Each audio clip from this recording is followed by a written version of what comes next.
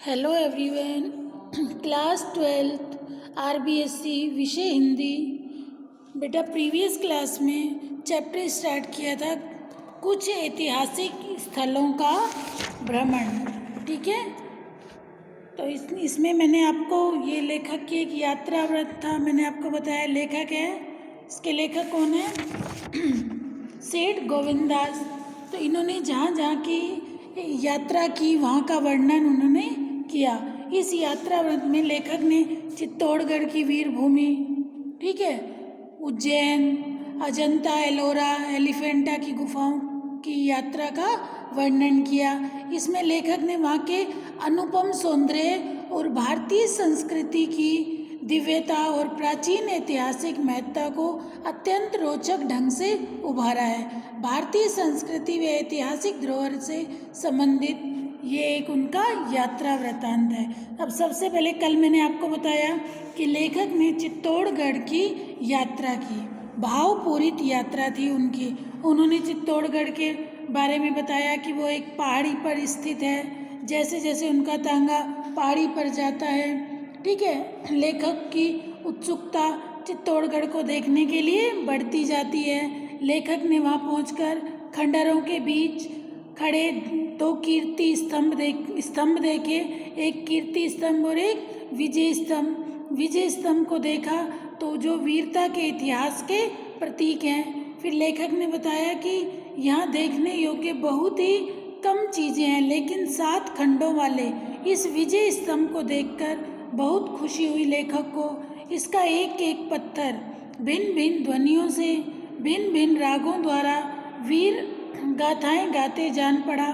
तो लेखक कह रहे कि मेरा मन वहाँ की वीर गाथाओं की स्मृति में खो गया। फिर इसके बाद लेखक कहाँ गया? उज्जैन।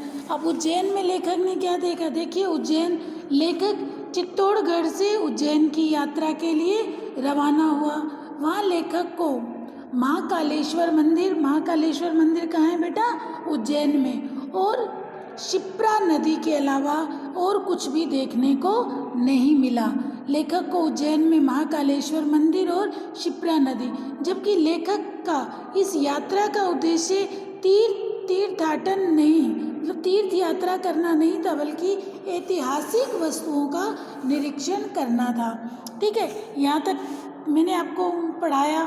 फिर इसके बाद देखिए, फिर लेखक आगे रात्रि की चित्तौड़गढ़ छोड़ने से पहले हमने वह स्थान भी देखा। लेखक कह रहा है कि जहाँ वीर जयमल को गोली लगी थी और उन्होंने जहाँ पर वीर गति प्राप्त की थी, इस स्थान के दर्शन से हृदय और भी अधिक गदगद हो गया।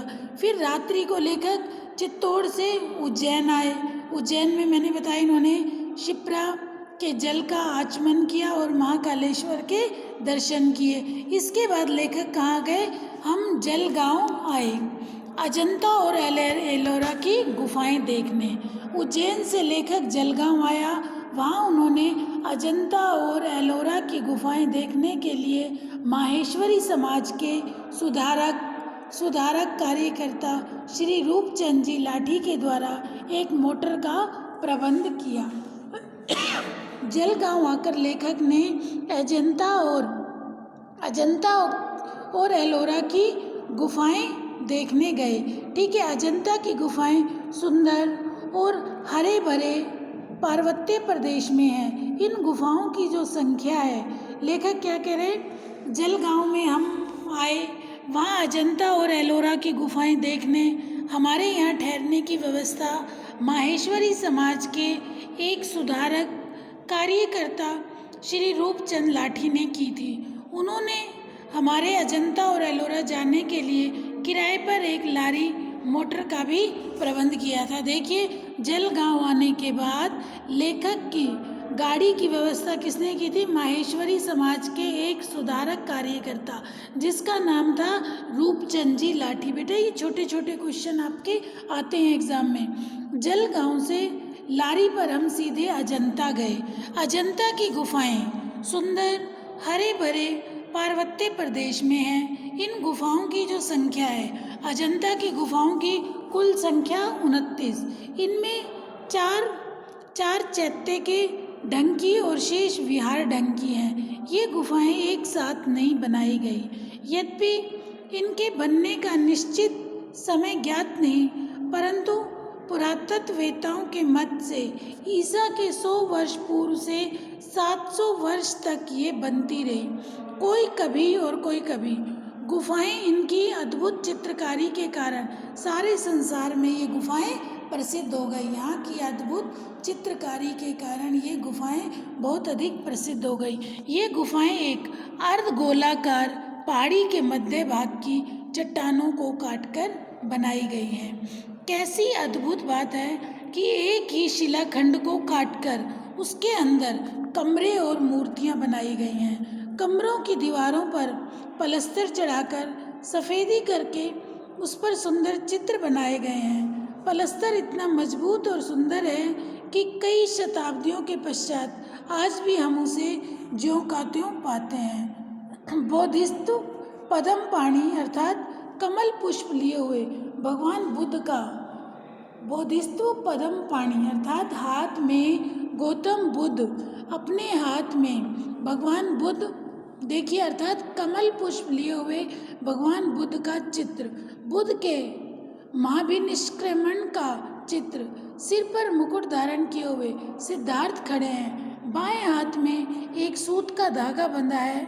दाहिने हाथ में कमल पुष्प, शरीर पर मोटा यज्ञोपवीत और गले में मणिमाला है। पतली लंबी भवों के नीचे अध खिले विशाल नेत्रों से अहिंसा, शांति तथा वैराग्य टपकता है। बुद्ध की उस मूर्ति को देखकर अहिंसा, शांति और वैराग्य टपकता है। उनकी मुखाकृति गंभीर और देवी ज्योति से आलोकित है। कैसा मनोहर रूप, कैसे ढले हुए से सारे अंग प्रत्यंग और अव्यय कैसी चित्रकारी। घंटों चित्र की ओर देखते रहिए, आंखें और मन तृप्त न होंगे। कहा जाता है इससे सुंदर आकार आज तक दुनिया में चित्रित नहीं हुआ। इस चित्र के विषय में देवी निवेदिता लिखती है। यह देखिए देवी निवेदिता गौतम बुद्ध की इस चित्र को देखकर क्या लिखती है, यह चित्र संभवतः भगवान बुद्ध का सबसे बड़ा कल्पनात्मक प्रदर्शन है। ऐसी अद्वितीय कल्पना का पुनः साकार हो सकना असंभव सा है। गुफा का एक और महत्वपूर्ण चित्र एक राजकीय जुलूस का है।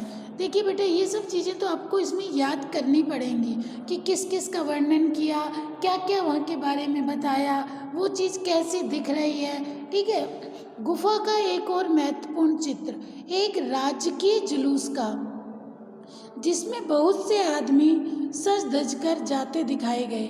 किसी के हाथ में छाता है, किसी के, देखिए गुफा का एक और महत्वपूर्ण चित्र, गुफा पर एक और चित्र बना हुआ है किसका, राजकीय जुलूस का, जिसमें बहुत से आदमी सज धज कर जाते दिखाए गए हैं। किसी के हाथ में छाता है, किसी के हाथ में बजाने की श्रृंगी बाजा है। जुलूस में स्त्री पुरुष दोनों सम्मिलित हैं। चित्र अलंकार प्रधान है। ठीक है, स्त्रियों के हाथों में सुंदर कंकड़ तथा गले में हार पहने हैं। कान में लगे सुंदर कर्णवत भी लटक रहे हैं। स्त्रियों की कमर लचीली और पतली है। उनके उभरे हुए वक्ष स्थल कुछ सूक्ष्म वस्त्रों से स्पष्ट दृष्टिगोचर होते हैं। उनकी गर्दन तिरछी और मुद्राएं कटाक्षपूर्ण है। कनखियों से देखते हुए यौवन मद और अनुराग लिप्सा से परिपूर्ण वे जीवन तापाहारी लतिकाओं सी जान पड़ती है। ये तो कहाँ की गुफाओं का वर्णन किया, एलोरा की गुफा। अब अजंता की चित्रकारी में स्वाभाविकता है, जीवन की सादगी है, सौम्य है। ठीक है, वह लेखक ने अजंता की चित्रकारी में स्वाभाविकता है, जीवन है, सादगी है, साम्य है, औचित्य है और सौंदर्य भावना, कुरुचि का अथवा विभत्सा का लेश मात्र उसमें नहीं।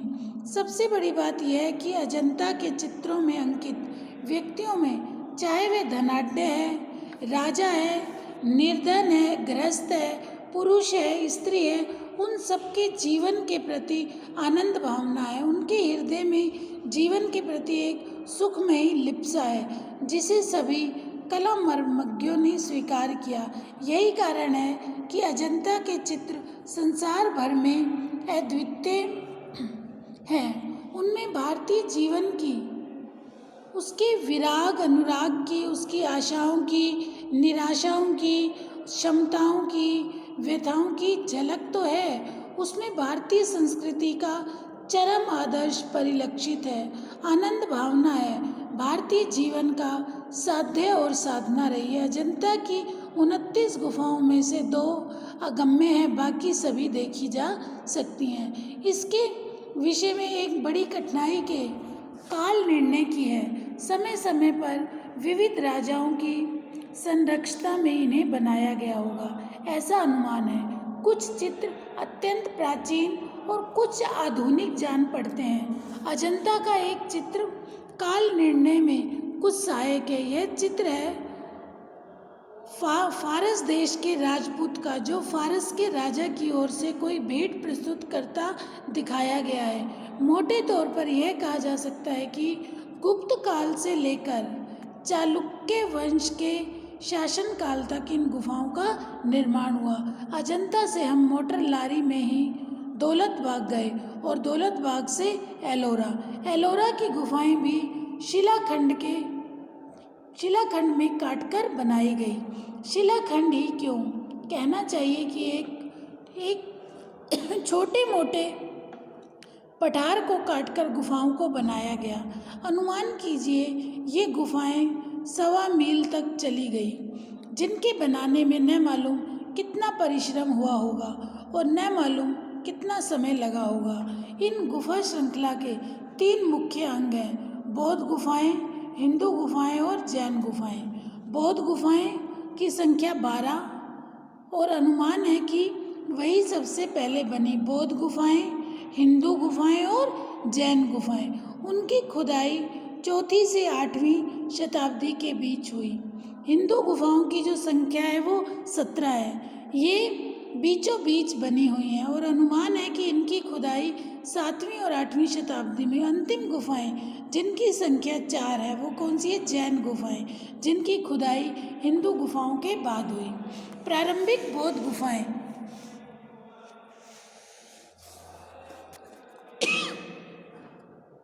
प्रारंभिक बौद्ध गुफाएं बिल्कुल सादी हैं, पर 10वीं गुफा जो विश्वकर्मा गुफा के नाम से प्रसिद्ध है, उल्लेखनीय है। 12वीं गुफा जो 3 तल गुफा के नाम से प्रसिद्ध है, एक तिमंजली गुफा है।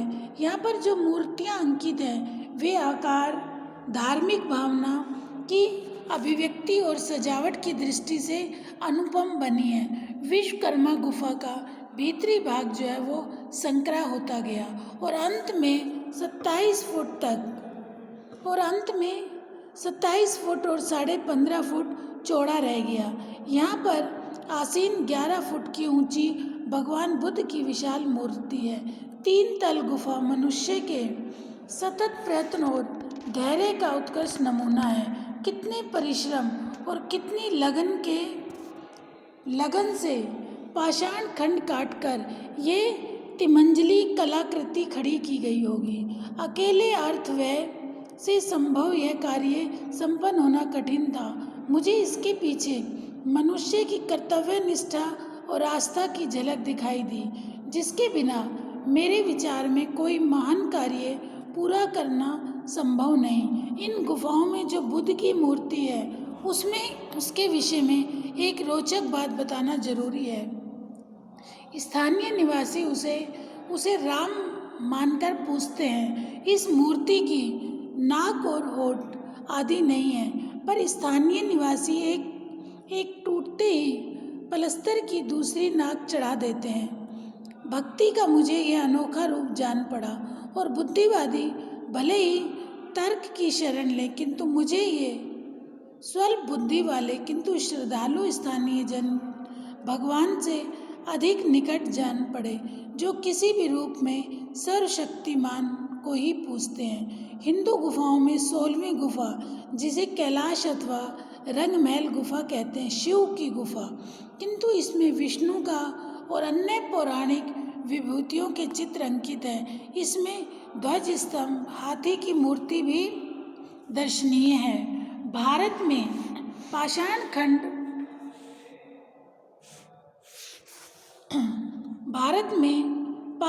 खंड में बनी हुई इतनी विशाल गुफा दूसरी नहीं। यह गुफा 276 फुट लंबी, 154 फुट चौड़ी और 107 फुट ऊंची है। इसमें गुफा के भीमकाय आकार का अनुमान लगाया जा सकता है। शिलाखंड में काटकर बनाया गया हिंदुओं का इतना विशाल मंदिर भारत में दूसरा नहीं है।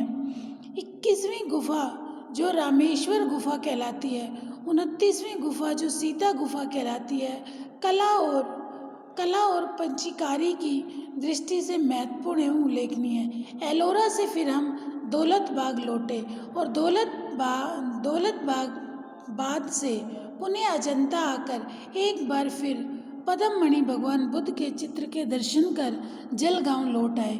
जलगांव में हमें एक दिन और ठहरना पड़ा, क्योंकि श्री रूपचंद्र जी लाठी हमारे सम्मान में एक पार्टी रखी थी। जलगांव में हम बम्बई पहुँचे। हमारा उद्देश्य बम्बई देखने का न था। बम्बई तो मैं कई बार ही आया था। यहाँ हम आए थे एलिफेंटा गुफाएं देखने। देखिए एलिफेंटा की गुफाएं। अब लेखक बताता है कि वे जलगांव से मुंबई पहुँचे, वहाँ से एलिफेंटा की गुफाएं देखने आए। ये गुफाएं एपालो बंदर से कोई 7 मील पश्चिमोत्तर में एक द्वीप पर स्थित हैं, जिसे स्थानीय निवासी और मल्लाधरपुरी कहते हैं। इसका घेरा 4.5 मील से अधिक नहीं। इस द्वीप का महत्व यहाँ की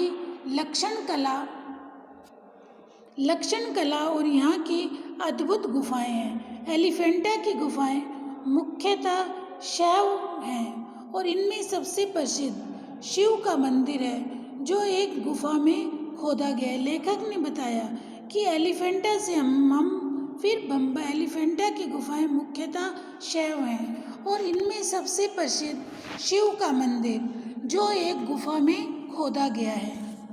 यहाँ भगवान शिव को सृजनहार, पालनहार और प्रलयंकर तीनों रूपों में अंकित किया गया है। शिव के तांडव नृत्य का एक मनमोहक दृश्य और एक शिला पर शिव को भावमग्न भी अंकित किया गया है। शिव को नटराज के रूप में अंकित करने वाले एक दृश्य में उसके उस सर्जनकारी नृत्य की अभिनय छवि है, जिसे ब्राह्मण कला में इतना उच्च स्थान प्राप्त है। शिव पार्वती विवाह, गंगावतरण, अर्धनाश्वर, शिव मानवती पार्वती आदि के अनेक छवि दृश्य हमने मनोयोगपूर्ण देखे।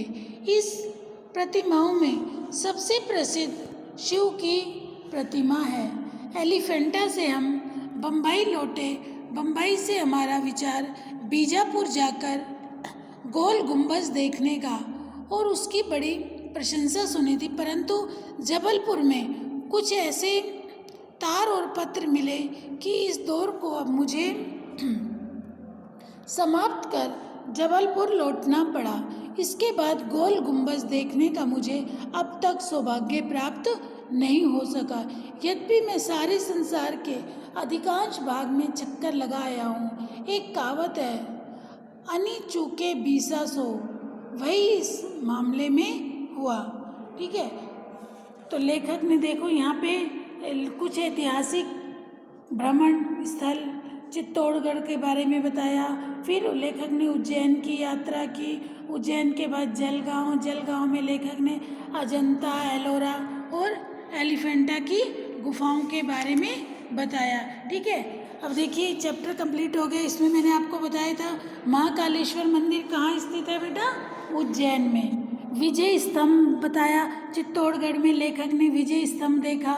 वो विजय स्तंभ किसका प्रतीक है? विजय स्तंभ जो लेखक ने चित्तौड़गढ़ में देखा था। विजय स्तंभ किसका प्रतीक बताया? विजय स्तंभ वीरता के इतिहास का प्रतीक है। अजंता की गुफाओं की संख्या कितनी बताई थी? अजंता की गुफाओं की संख्या 29 है। बुद्ध के महाभिनिष्क्रिय के क्रमण का चित्र कहाँ अंकित किया गया है? ये चित्र कहाँ था?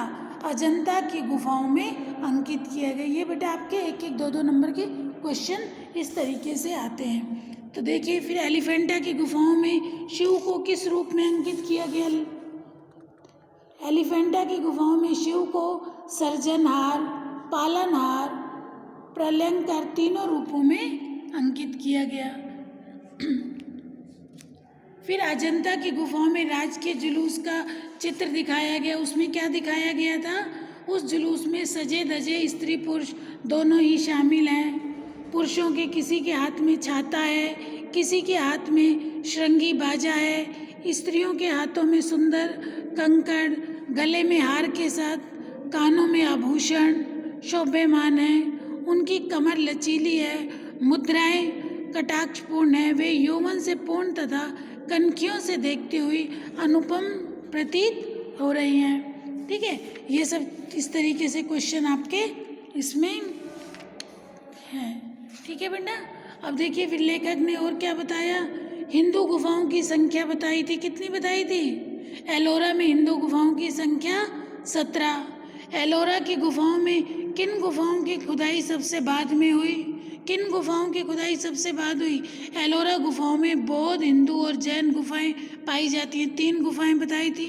एलोरा की गुफाओं में 3 गुफाएं हैं। किन किन की? हिंदुओं की, बौद्ध हिंदू गुफाएं, बौद्ध गुफाएं और जैन गुफाएं। इनमें सबसे बाद में खुदाई किसकी हुई? जैन गुफाओं की हुई।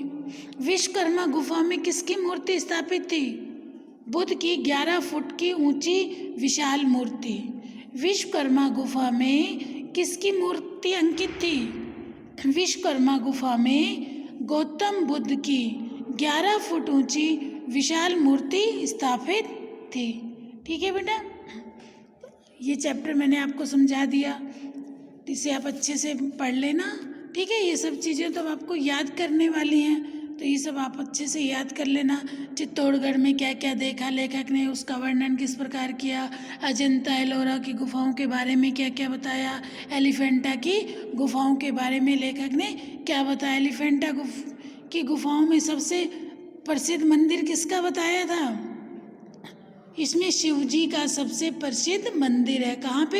एलिफेंटा की गुफाओं में। इसमें भगवान शिव के तीनों रूप सर्जनहार, पालनहार और प्रलयंकर अंकित किए गए हैं। इन गुफाओं में शिव के तांडव नृत्य का भी एक मनमोहक दृश्य है और एक शिला पर उन्होंने भावमग्न रूप से भी अंकित किया है। इसके साथ ही शिव जी को नटराज के रूप में भी अंकित किया गया है। ठीक है बेटा, ये चैप्टर कंप्लीट हो गया।